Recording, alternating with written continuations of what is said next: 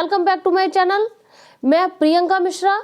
कल हमने पढ़ा था अपने उसमें 13(1) एंड 13(2). आज हम पढ़ेंगे 13A 13B।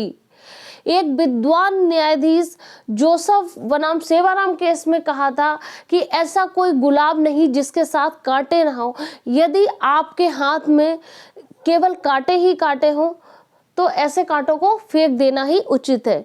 ये इसका आदेश इसलिए निकाला था, इसका अर्थ है हमने पहले सेक्शन 9 जो पढ़ा था विवाह का पुनर्स्थापन और सेक्शन 10 पढ़ा था न्यायिक पृथक्करण।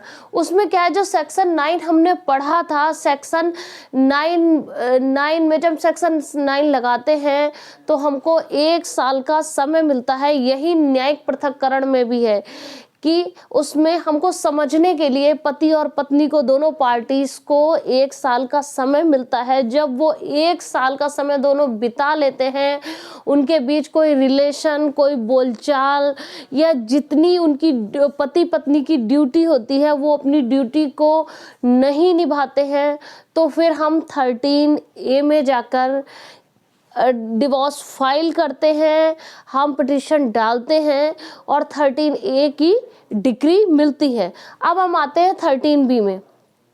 13B में पर जो दोनों पार्टीज होती हैं, पति और पत्नी, वो आपसी सहमति तय कर लेते हैं कि अब हमें तलाक लेना है।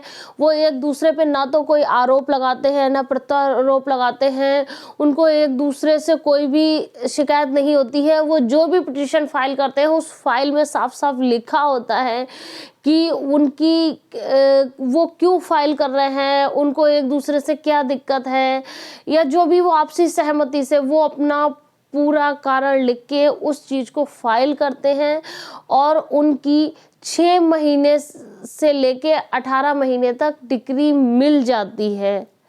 यहाँ पर ये कहा गया है जैसे वो दोनों स्वतंत्र है, स्वतंत्र सहमति से डिवोर्स ले सकते हैं। जैसे उन्होंने स्वतंत्रता से शादी की थी, उसी तरह से 13B में जाके वो स्वतंत्रता से सहमति ले सकते हैं।